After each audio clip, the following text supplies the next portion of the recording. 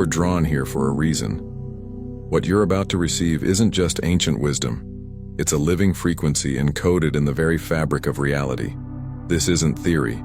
It's a blueprint passed down quietly through generations, not in books, but in silence, symbols, and shifts of awareness. And now it's yours. Forget everything you've heard about the law of attraction from surface-level gurus. Strip away the noise, and what remains is a precise primordial operating system. Your inner state broadcasts a signal, and the universe mirrors it with absolute fidelity. Not your wishes, not your words, your deepest resonance. This unfolds in 3 sacred phases. First, you learn to recognize the frequency you're already transmitting, the unseen current shaping your days. Second, you gain the power to consciously recalibrate that frequency toward what your soul truly longs for. And third, you witness how that refined signal crystallizes into your lived reality. But this knowledge isn't for the curious, it's for the committed, those ready to create, not for ego, but for evolution. Let's begin. In a quiet harbor village, Marble tended her garden at dawn. She noticed something strange. When she worried over her plants, they wilted, even with perfect care. But when she spoke to them with warmth, expecting them to thrive, they reached for the sun with undeniable vigor. At first, she dismissed it as coincidence, but soon she saw the pattern everywhere. On days she woke believing life was against her, traffic jammed, calls canceled, frustrations piled up. On days she moved with quiet trust, obstacles turned into openings. Her thoughts weren't just thoughts, they were transmissions, and the world responded like a faithful mirror. Your mind doesn't just think, it broadcasts. Every recurring belief, every quiet assumption sends out a signal that reality aligns with. If your inner soundtrack whispers, "Not enough," the outer world echoes scarcity. But shift that frequency even slightly and everything reorganizes. Take Chester, a bookshop owner. One overwhelming morning, he paused, took one deep breath, and simply felt gratitude for being alive. That small act of presence changed everything. Lost shipments arrived, rare books appeared.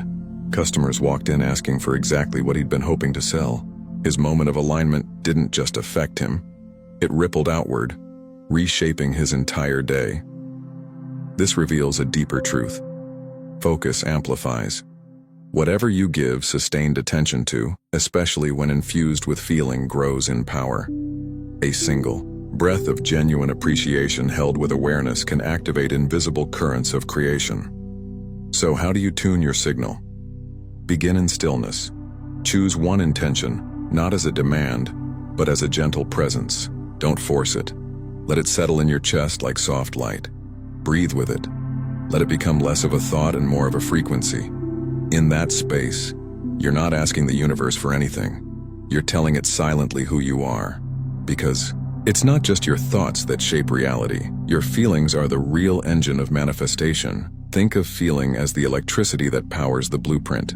2 people can hold the same idea, one with doubt, the other with quiet joy, and get entirely different results. Why?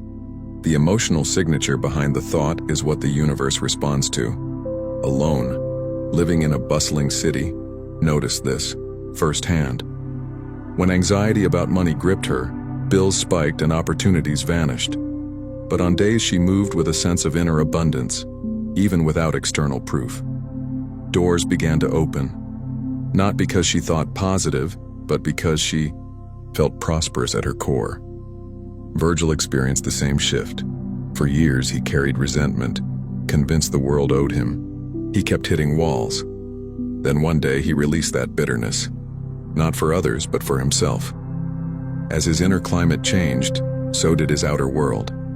Blocked paths cleared, old connections re-emerged, new ones formed. The universe doesn't care about your story, it responds to your emotional atmosphere. Your spirit also carries a unique frequency, your soul's signature in the cosmic symphony. It's why some paths feel effortless while others feel like climbing glass. You're not meant to mimic others. You're meant to resonate as yourself. Roy, a merchant, learned this the hard way. He copied every tactic of successful traders. Same routine, same language, same strategies. But success evaded him. Exhausted, he finally dropped the act and followed his own quiet intuition. Within days, clients sought him out. Not for his technique, but for his authenticity. The universe honors truth, not performance. Your frequency isn't something to fix, it's something to honor. Sit quietly. Breathe. Let go of who you think you should be. Just be in that stillness.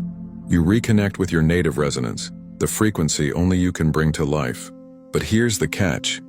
Your spoken affirmations mean little if your subconscious beliefs contradict them. Fiona repeated, "Abundance flows to me daily." Yet her finances stayed stagnant. Why? Beneath her words lived a quiet certainty. There's never enough. And that hidden conviction was running the show. Your deep beliefs operate like background software. They shape your reality, whether you're aware of them or not.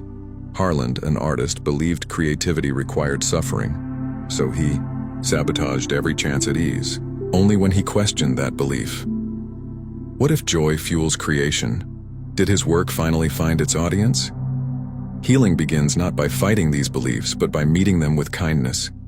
Sit with your hand on your heart. Ask gently, what do I truly believe about my worth, about what's possible for me? When a limiting belief surfaces, don't push it away. Breathe warmth into it like comforting a scared child. In that compassion, transformation begins and worthiness is key. Maisie Woe. Beautiful tapestries but shrank from sharing them. Convinced she wasn't important enough, her longing was real, but so was her self-doubt. And when desire clashes with unworthiness, manifestation stalls. The universe can't fulfill what you believe you don't deserve. Gideon, a gifted musician, played 2 empty rooms for years because deep down he felt success was for other people. Then one night, after playing a song that moved even him, he whispered, "I'm allowed to receive this." In that moment of self-acceptance, everything shifted. Offers came, audiences grew. Not because he changed his music, but because he changed his receptivity. Your actions too carry energy even before you speak. Della, watching her father's market stall, noticed customers responded to her mood, not her words. On days she felt light and open, they flocked to her. On tense days they avoided her, even with the same smile. Your presence arrives before you do. It speaks in silence. Thatcher, a shepherd, kept clashing with neighbors over grazing land until he realized he was entering every conversation armored for battle. One morning he softened his stance. No change in words, just a shift in energy. Suddenly solutions emerged. Conflict dissolved. The field responds to the frequency you bring. And indecision, it's a frequency too. Waverly sat frozen between 2 paths in a meadow, unable to choose. As hours passed, even birds avoided her. Her uncertainty had become a force field of stagnation. The universe moves with certainty, even if it's imperfect. Action born of clarity, however small, creates momentum. Oswin, facing ruin, sold 1 ring. That tiny step broke the paralysis. 1 sale led to another. Momentum built. Clarity attracts. Alignment. Your expectations also shape reality more than your hopes. Iris tended her garden faithfully, yet it barely bloomed. Meanwhile, her neighbors flourished. One day, Iris caught herself thinking, "She has the magic touch. I never succeed with plants." In that moment, she saw it. Her expectation of failure was stronger than her hope for success, and expectation always wins. Lyall, a fisherman, scanned the horizon each morning in fear of empty nets. His nets stayed empty. Then one stormy night, a strange peace washed over him. He didn't pray harder. He simply expected goodness. The next day, his nets overflowed. Nothing changed externally, only his inner certainty. But that clarity requires stillness. Bo, a merchant, noticed his busiest, most anxious days yielded the least. His mind raced about competition, prices, survival. The more chaotic his inner world, the more his outer world mirrored it. Only when he paused, even briefly, did things settle. Opal, a healer, began taking silent moments before seeing each patient. Her effectiveness doubled not from new skills but from centered presence. Creation flows from calm. Like a painter needs a steady hand, you need a quiet mind to shape reality accurately. Stillness isn't passive, it's the fertile ground where intention takes root. And in that stillness, the universe speaks through synchronicity. Alma, overwhelmed by mental noise, paused at her loom. In the silence, sunlight hit her threads in perfect alignment. Then came bird songs that matched her rhythm. Chance encounters with perfect timing. When inner static fades, divine guidance becomes clear. Florian, a scholar drowning in theories, stopped one evening. In the quiet, he noticed a pattern in his bookshelf. Titles that together revealed the insight he'd sought for months. The universe doesn't shout. It whispers in patterns, numbers, coincidences when you're quiet enough to hear. But be precise. Prudence wished for more abundance. The universe delivered, but as overwhelming chaos, not ease. Vagueness invites misalignment. Edwin refined his desire. Not just success, but the deep satisfaction of creating work that touched souls. Suddenly, opportunities matched that exact feeling. The universe responds to emotional precision. Yet don't cling. Clara Ara declared her goals fiercely, jaw clenched, body tense. The harder she grasped, the more they slipped away. Benton, exhausted from controlling every detail of his career, finally let go. He kept his intention but released the need to force it. Within weeks, effortless opportunities appeared. Surrender isn't giving up. It's trusting the intelligence behind life and visualization. It's not about mental pictures, it's about sensory embodiment. Hattie imagined her dream life in vivid detail, but it felt distant. Then she shifted. She felt the sun on her skin, smelled the air of her new home, touched the textures of her success. In that moment, it became real, and the universe responded. Opposition too has consequences. Sadie hated her neighbor's wind chimes. The more she resisted them, the louder they seemed. She realized her focus, even negative, was feeding them. What you fight, you fuel. Amos stopped battling his circumstances. Instead, he gently turned his attention to what he preferred. The problems didn't vanish, but their power over him did. Your energy also ripples outward, Eloise noticed. On anxious days, her whole office tensed. On peaceful days, harmony spread.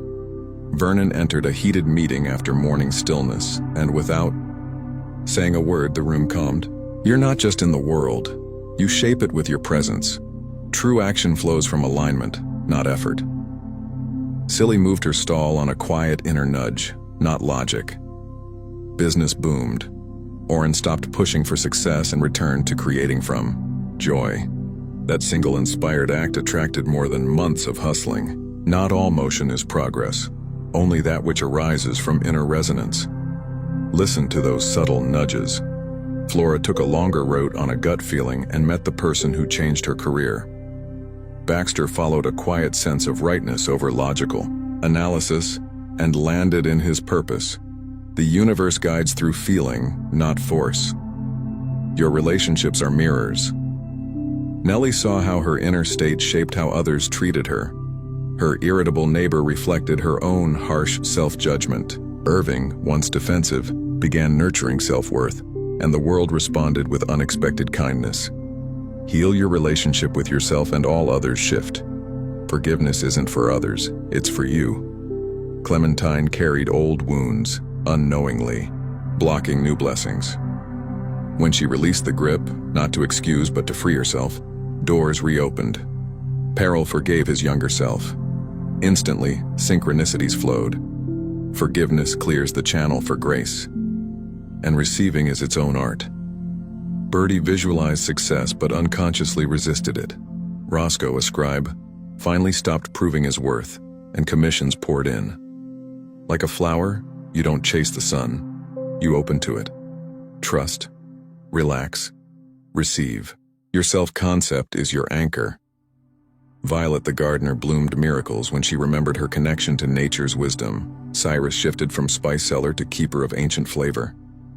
And his shop became a sanctuary. The universe mirrors who you believe you are. Expand your inner vessel.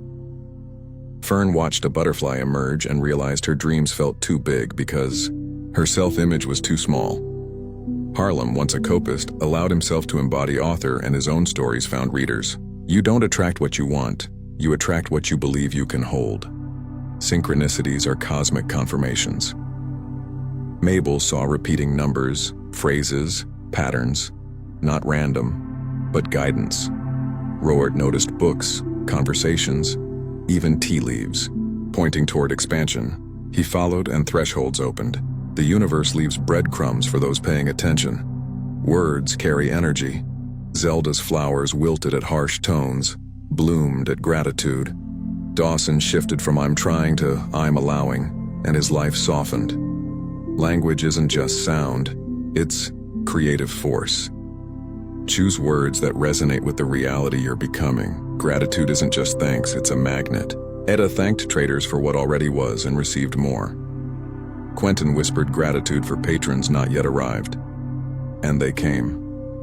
Appreciation isn't reaction, it's invocation. Desire and detachment danced together. Sylvie's garden wouldn't sprout, while she hovered in anxiety. Only when she let go did life emerge. Milton painted his heart out, but released the need for a gallery show. An invitation arrived days later. Want deeply, hold lightly. Consistency beats intensity. Pearl saw that. Steady calm brought more than forced positivity. Winston maintained quiet trust daily, and his bookstore grew not through hustle but atmosphere. The universe favors stable signals over emotional spikes. Generosity completes the circuit. Alton gave freely and received unexpectedly. Greta shared, bread not to get, but because she already felt whole, and abundance flowed. Give from lack, and you reinforce lack. Give from fullness, and you amplify it. Finally, embody your future self. Willer stood in her shop, not as a struggling seller, but as the graceful merchant she knew she was. Customers responded. Sterling didn't try to become a sanctuary owner.